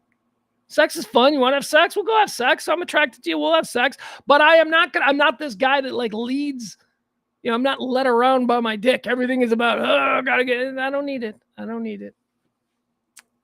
I'm good. There are ways to release the toxins without having to go into any details. So weird sex people, I never really understood. I'd be like, well, it needs to be, you need to heighten the sensation every time. Like, no, you don't. The sensation's pretty good. The sensation is pretty good. It's been pretty good since I'm 13 years old. I don't need to heighten it. Yeah, but right at the end, if they punch you in the face and bloody your nose, I don't want that. What is it? Oh, it'll be the craziest finish you've ever... No, I don't need the craziest. Apparently, I am not chasing the craziest finish of all time. So here you go. A manslaughter case has been dropped against an individual in a bondage death. That's right, bondage went a little bit crazy. Dateline.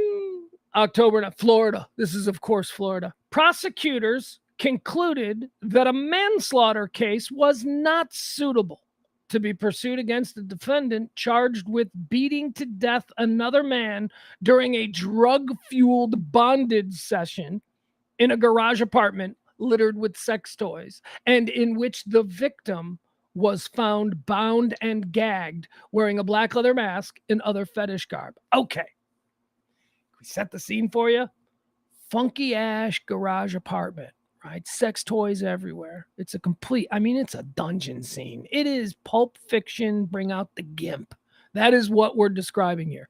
Two dudes, okay?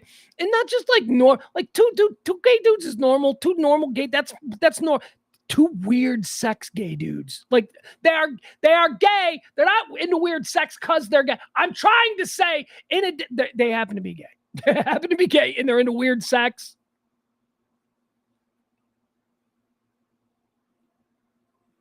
I don't know why I felt I had to try. I'm just saying. All right.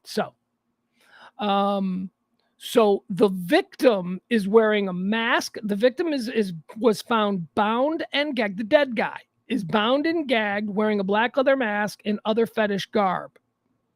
I bet there was something stuck somewhere. That these guys, you know what I mean? They put things places. I'm just saying. While the arrest of Bryant DeMello is 35. He was arrested. He was the one who survived this crazy sex night. While the arrest of Bryant DeMello, 35, was announced earlier this year by the Florida investigators, the subsequent decision to abandon the case was not the subject of similar press release. So police show up. There's a dude. He's like, hey, he's dead. And then the dude's got the mask on. And it looks like, he banged him to death or whatever. It looks like rough sex. Like he punched him and stuff. There was blood. There was a beating that occurred. The cops were like, you beat this guy to death. So they bring manslaughter charges.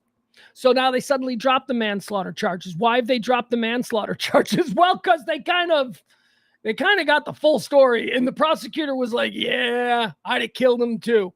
So basically here, I'm going to read to you what happened. While the arrest of Bryant DeMello, 35, was announced earlier this year, blah, blah, blah, the subsequent decision to abandon the case was the subject of a similar press release. The one-page, no information notice to the court came from an assistant state's attorney who noted that the declination, they're not going to press charges, the declination is taken to clear the records and to release the subject's bond. So the guy who killed the guy is now being set free. Prosecutors offered no further details as to their decision as to why they dropped the felony charges. Let's see. A request for documents in the case was completed by court officials who took several months to post online redacted copy of the graphic arrest affidavit. This is the charging document that they used for DeMello in September. Todd Reed is the guy that died. DeMello is the guy. So they had to go back. Here's what happened. All right. I don't know how to say this. I can say anything I want because we're streaming, but I want to be redacted copy of the graphic arrest affidavit charging DeMello with the September 22 killing of Todd Reedy, a 43-year-old management consultant. Defending his pummeling of Reedy, DeMello says he was adamant that he acted in self-defense. So he says he killed the guy during crazy bondage sex in self-defense. Claiming that he was fearful of being severely injured when Reed clamped down on his penis and would not release his jaw. See what I'm saying? Like, okay, so let's just forget about all the weirdness. Let's forget about the weird sex. These are just two people. These are two grown adults. They're having legal sex. And one man is being pleasured by another man, and suddenly, because of the methamphetamine binger that they've just gone on, one of the guys is now biting down and trying to, and that's when the other guy killed him. That's the other guy. Stop biting. Stop biting. Open your effing mouth, DeMello said he demanded of Reed. DeMello told cops he could not identify the trigger that caused Todd to bite his penis. though he speculated that this could have been influenced or caused by all the methamphetamines that we had been doing. Yeah, that could be it. Asked if Reed made any unusual noises prior to the incident, DeMello replied that Reed was making appropriate noises for my dick being in his mouth. These guys are so weird guys. Yeah, they're into some weird stuff. Some crazy sex, not my thing, but whatever. There's two boys having a little fun in a funky garage apartment. Nothing wrong with that. So two guys, they're just doing this, and then one guy bites the other guy, and you got to kill the guy. You got to kill the guy. I think that's what the prosecutors said. The prosecutors went through the story, and they went, we can't charge this guy. This dude was going to bite off his penis. This guy was like biting on his penis. Of course he killed him. You get to kill. First of all, that's why, that's very scary. You know, you ever heard like, oh, never mind. No, go on. Finish that thought. All right, that's my co-host. Schizophrenic me. He wants me to finish the thought. I was just going to ask. Finish the thought. I'm not going to finish the thought. There's no reason for me to talk about glory holes on this show. I couldn't do it. You could not pay me enough. Ooh. Oh my God. Is that a game show? Did I just invent a crazy Japanese game show? For $1 million, glory hole for $1 million. You stick it in, and it's either a buzzsaw on the other side or it's $1 million. A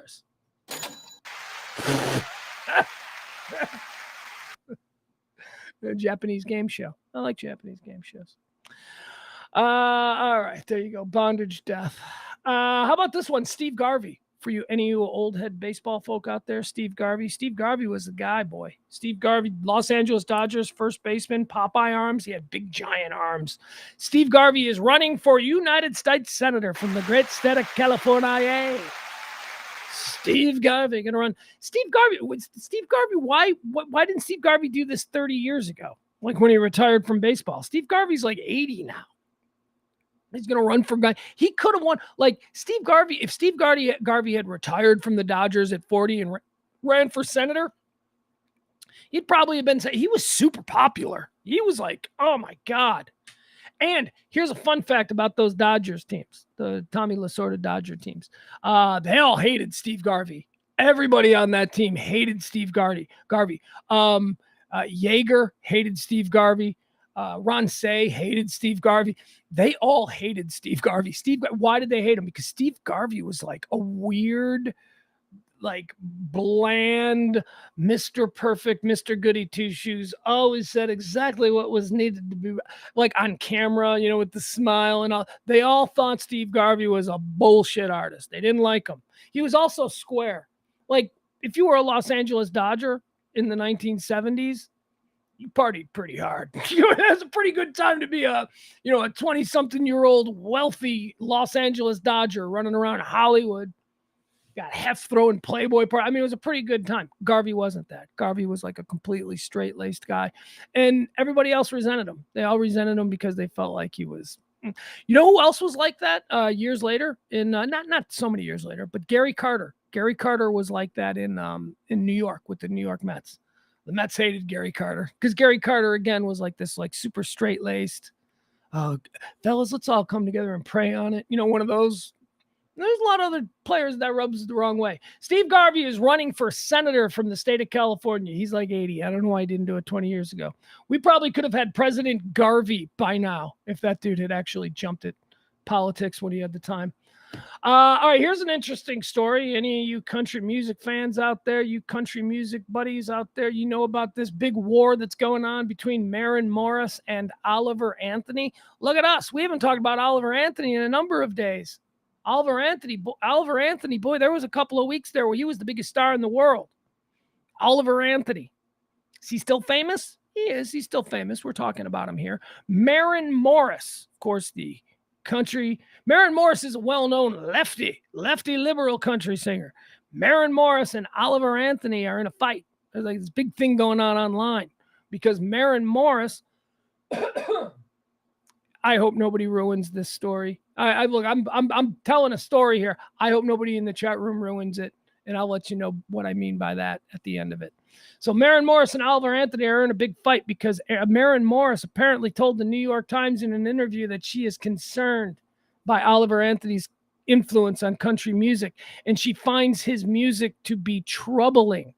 All right, now this caused Oliver Anthony and Oliver Anthony's people. Yep, Oliver Anthony has people now. They have filed a lawsuit against Maren Morris, claiming that because she made those statements and because of other things that Maren Morris has done, Maren Morris has apparently told concert promoters and venues that she will not play any venue that has an Oliver Anthony show. So Oliver Anthony's people are now saying that they are losing dates because no one will book him until they book Maren Morris first, because they don't want to book him and then lose out on an opportunity to have a Maren Morris show. It's a big, ugly lawsuit. He's suing her for $100 million. They're saying that she is using her influence and her power in the world of country music to sort of, I don't know, derail his emerging career. So that's the story between Maren Morris and Oliver Anthony. And people are going nuts online. Country music is all buzzing about this. Everybody's talking about it. April, I love you, but did you really? Right, of course, yes, it's fake news. This is not true at all. It is a hoax. There was no Maren Morris. This is just an example. That's why I said, you guys, don't anybody ruin this for me. Remember a minute ago, I said, look, I'm doing a story here. Don't anybody ruin this. And then April, fake news. Right. It was fake news. This was a story that was concocted online, and it caused millions and millions of people to get angry at each other, causing now Oliver Anthony fans to never like anything Maren Morris, and Maren Morris fans thinking we're not supposed to like Oliver Anthony now. I mean, do you see how easily we were manipulated here? These two people are friends. These two people like each other. In fact, there is a video that is going around that was recorded just like a week ago of the two of them backstage at something, playing and singing together and hugging and laughing. They're friends. So we're not, maybe not friends, but they are friendly. And there's also a quote of her saying she thinks that he has the greatest voice to come out of country music in 25 years. She said that about his singing voice. So don't get caught up in this whole country music thing where there's this supposed fake war going on between Maren Morris and Oliver Anthony. Oliver Anthony is not suing Maren Morris for $100 million. Maren Morris did not give an interview to the New York Times where she called his music troubling. Stop it. Good Lord. But they want to divide us. They need us divided. Look, the far right is trying every which way they can to claim this Oliver Anthony. And remember when Oliver Anthony came out and he started saying, look, my music is not political. I am not allowing my music to be used by Republican candidates or Democratic candidates. I am not it. He's been pretty straightforward about it. He can't help who adopts him and who tries to exploit whatever he's got for their own agendas. That's not his responsibility. He seems like just a regular old good old boy with a guitar and some ideas.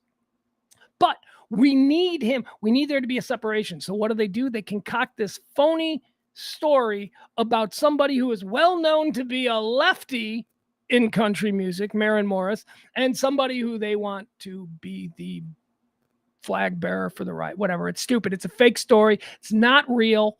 Both of them have come out and said, this is not true at all. I don't know what this is about. She seems pretty cool to me. She's like, he seems pretty cool to me. There you have it. Stop being manipulated. But that's what they want. They want us to see absolutely everything. From our country music artists, they want us to see absolutely everything as us or them. Which side are you on? Stop letting them do that to you. Aquaman is trending. The new Aquaman movie is trending because apparently Amber Heard's all upset. Amber Heard's all mad. Did she get kicked out of it? Is she no longer playing Mira, the Aquaman's mom or whatever she is? I don't know. There's all this. Variety's got a big takedown on Aquaman 2, where people in Amber Heard's camp, they're saying, this is what I love.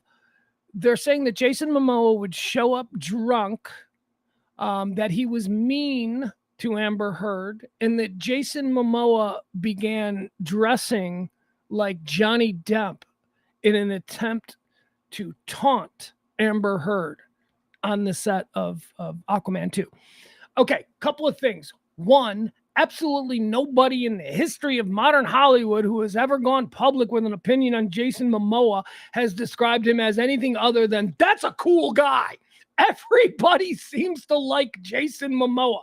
You know who nobody seems to like? Amber Heard. And Amber Heard doesn't seem to like Jason Momoa. So context clues being what they are, I'm thinking that Jason Momoa probably didn't do anything wrong and that Amber Heard is just trying to get a little bit of attention because, you know, she was exposed as a bed pooper and a psycho bitch, and now she's having trouble getting, you know, some acting work. So she's going to talk some shit on Aquaman, which is the highest profile thing she's ever done. She's never done a higher profile. Name a bigger budget Hollywood film Amber Heard has ever been associated with than the Aquaman films. I don't think you can. And here's the other thing. I love this. Because this is how it was. A spokesperson for Jason Momoa said, yeah, Jason's a drinker. He's not a drunk. He doesn't show up on set drunk. But yeah, there's probably a chance that it's some late night thing where Jason wasn't working, that she saw him and maybe he was having a good time. It's good to be Jason Momoa these days, right? I mean, it's freaking good to be Jason Momoa on October the 10th, year of our Lord 2023. I'm sure he's had a couple of drinks. He's not an alcoholic, not showing him. She's trying to say that he was a problem on set. Everybody at Aquaman is going, he's not a problem on set. He's pretty awesome. Have you met him?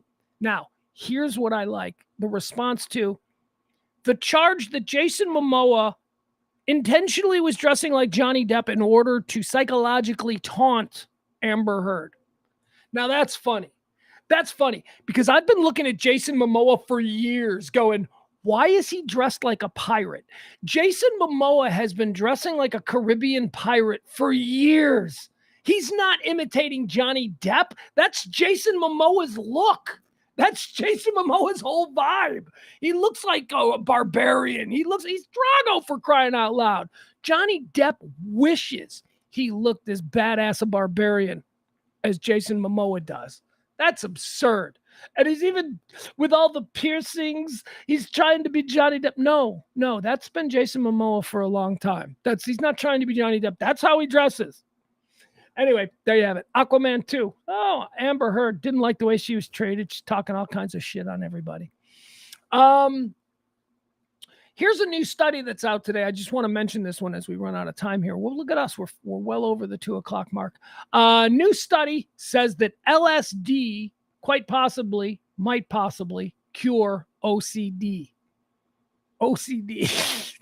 This is so stupid. This is so stupid. How debilitating is your OCD that you think the better option is to be tripping balls? What is going on? Who cares if LSD cures OCD? You know what cures back pain? A bullet to the head. Your back pain will go away. How absurd is that? LSD cures OCD. What? Are you tired of constantly washing your hands? How about tripping balls 24/7? You won't wash your hands ever again. You won't like the syrup that pours out of the mouth. No. All right, that's a stupid study. I just wanted to mention it. Safest cities, safest and worst, safest and scariest, or not safest, but safest and most dangerous cities in America. Are you ready? Okay, let's go down this list. Let's see. Are we going to start with the safest city? Let's see how many of these cities we want to live in. All right, let's start with the safest city in America. I'd live here. The safest city in America is Nashua, New Hampshire. Congratulations. Number 2 is here. I'll tell you what. I'll give you the 10 safest cities in America. Okay, let's go to the 10. Let's go to the 10. I gave you Nashua, New Hampshire as number 1. So let's start out with 10. 10 safest cities in America. Scottsdale, Arizona is number 10. Burlington, Vermont is number 9. Yonkers, New York is number 8. Casper, Wyoming is number 7. Portland, Maine is number 6. Warwick, Rhode Island is number 5. Gilbert, Arizona is number 4. South Burlington, Vermont is number 3. Columbia, Maryland is number 2.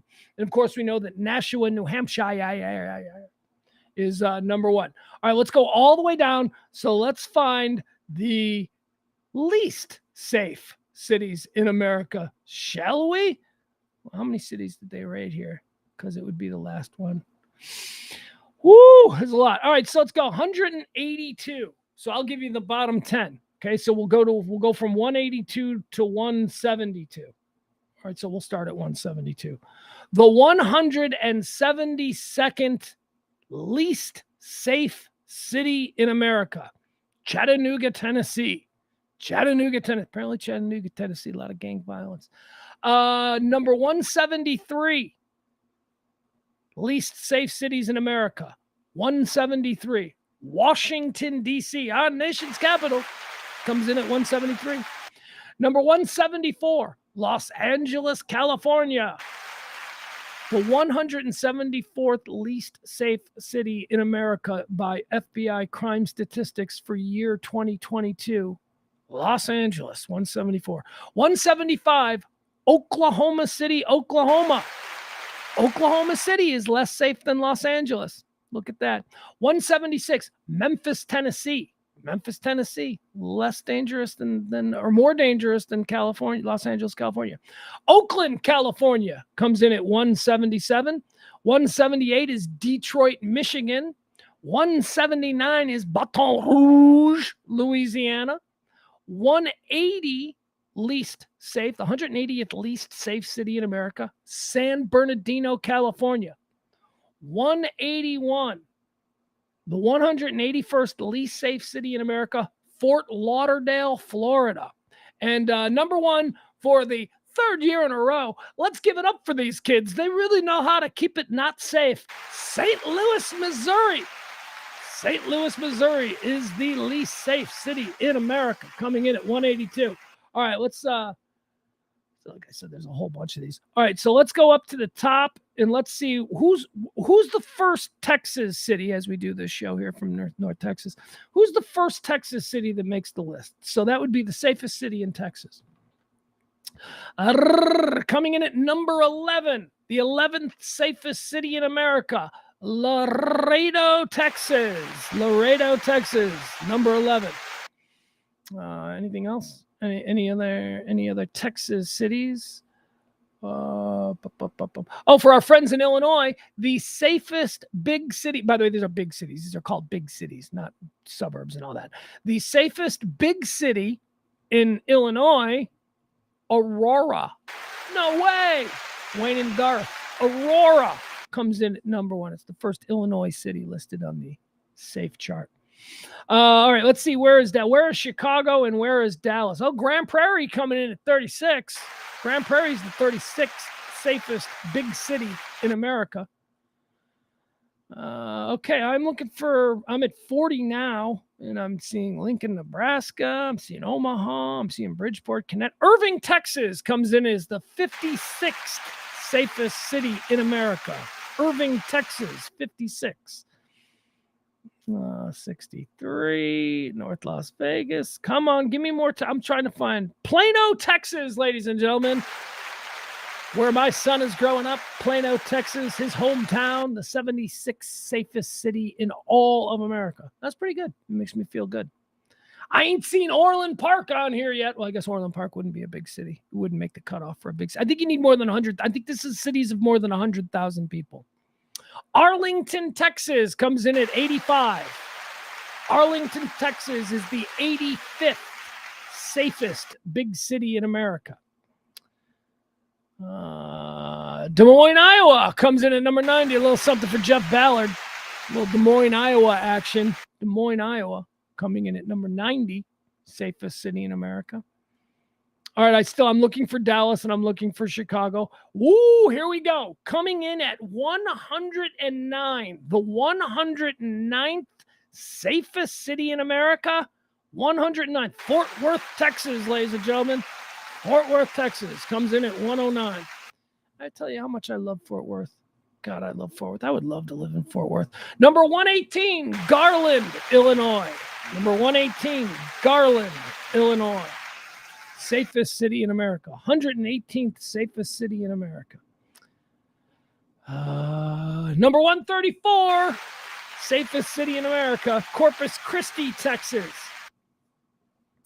137. This is interesting. The 137th safest city in America. Now remember, St. Louis is the least safe big city in America, and it comes in at 182.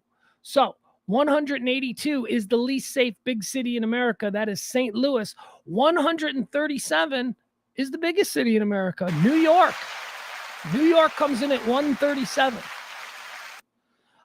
New York is followed by Buffalo, New York at 138, Austin, Texas at 139, and Chicago, Illinois at 140.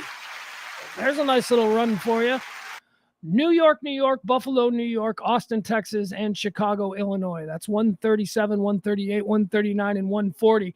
Guys, guess what that means? That means Dallas is a least safe city according to 2022 crime statistics by the FBI than Chicago. Can you believe that? Where is Dallas? I don't see Dallas. Holy shit. There we go. Dallas is 165. 100. Dallas is the 165th safest city in America. 164 is Atlanta. Atlanta comes in at 164. Dallas comes in at 165. 166 is Birmingham, Alabama. There you have it. All right. These crime statistics. St. Louis, Missouri. All I can tell you is I've spent a lot of time in St. Louis, Missouri. I understand St. Louis, Missouri. St. Louis, Missouri is one of the most dangerous. St. Louis, Missouri sucks, man. I'm sorry. It sucks. It's terrible. The suburbs of St. Louis are fantastic, especially the ones across the Mississippi River on the Illinois side. The Illinois side of the Mississippi River, those suburbs, people who work in St. Louis and then drive home to their suburb in Illinois, it's right across the Mississippi River. Those are the nice ones. Although St. Charles is really nice. There's nice ones in Missouri. I just don't like Missouri. That's it. I just don't like Missouri. How about Powerball, guys? Powerball. There was nobody won again last night. So we're getting close to the $2 billion marker for Powerball. Nobody's winning these things. I don't know when the next one is. Is it Saturday? No, wait, Saturday. It's Tuesday. It's got to be Wednesday, right? When is the next Powerball drawing? Jackpot rises to $1.73 billion. Do I have to remind you again? This show runs on your tips. If you guys should find yourselves on the winning side of a Powerball ticket, please tip the show. Tip the show even if you're not. Like, even if something good happened today, you need a little something. We could use some good news around here. A little something dropped in. Help support the show. It says, after there were no winners emerging yet again for Monday's drawing, the Powerball jackpot is continuing to climb and shatter records. The lottery jackpot jumped to an estimated $1.73 billion with a cash value of $756.6 million. All right, so let's look at this. The jackpot is $1 billion, 0.73. So that's the jackpot is $1.73 billion. So that's $1 billion. And then that 7.3 is, now I'm not used to dealing with numbers this high, but that 7.3 is 730 million, right? So 1.73 billion is $1 billion. Put that on the side. And then you have 730 million left, right? That's what it is. That's what 1 point. So how is it that when I take the one-time payment, you're basically you're taking more than $1 billion in this exchange? You get it? So the lottery jackpot jumped to an estimated $1.73 billion. So the cash value on a $1.73 billion lottery ticket, the cash value is $756 million. So I'm just giving you the billion. You're just going to keep the billion. Why? Because I don't trust that this country is going to be around in 30 years. That's the whole thing. I can't believe my distrust in America being a thing for another 30 years. I'm willing to wager $1 billion that America is not going to be a thing in 30 years. Because if I fully believed that America was still going to be a thing in 30 years, then yeah, I would take the annuity payments. I would take a payment, or I would keep as much of that 1.7. But because I don't trust America, and they know I don't trust America, they're like, okay, well, you can take a one-time payment, but we're keeping $1 billion. Why do you keep more than half?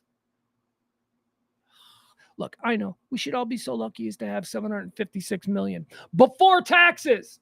That 756 million is going to get carved up with federal taxes. Take another half.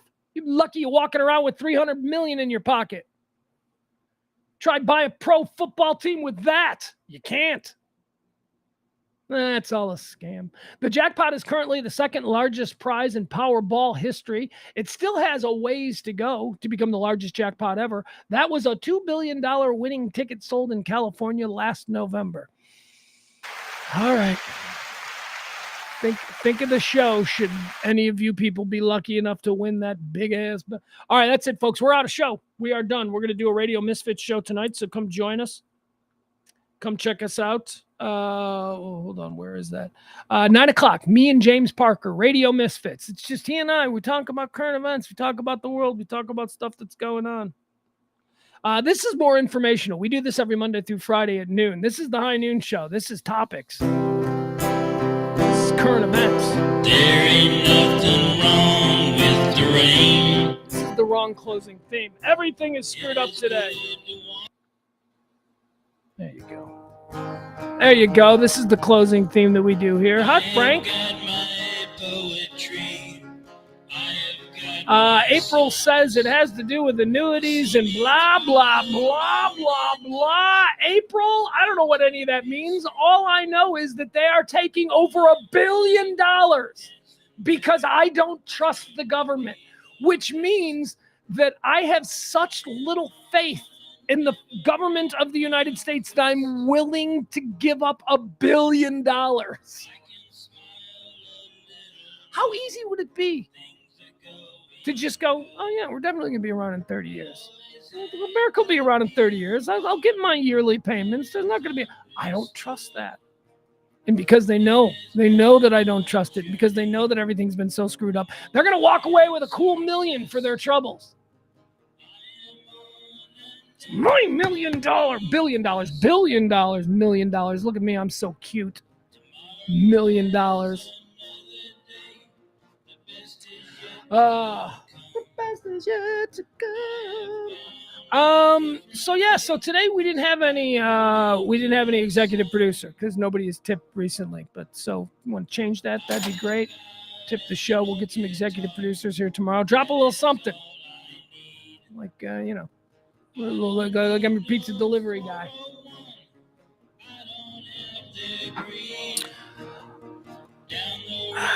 Frank says America will be around. We have strong leadership of Frank, why are you doing this? Why does Frank come in my chat room and start shitting on about politics? Don't go. Why, Frank, why do you go there? You understand this is what I'm trying to break through with all of us. All of us that get together every day. Why do you go there? Why do you immediately go, Democrats? What? Stop it. Stop it. It's people. We're all fucking people. Stop being divisive. I love you, Frank, but stop it. No need for that. I got enough trouble keeping Barney in line. I've got great hopes for Barney. I got big expectations for Barney. Jeff, I used to have problems with Jeff. I always got problems with Byron, but Byron's all right. Byron's paid his dues. Jeff paid his dues. Barney's paid his dues as well. I'm just saying, we can all sort of get along here. We don't need to be like, I hate politics, but I love you guys. Bye.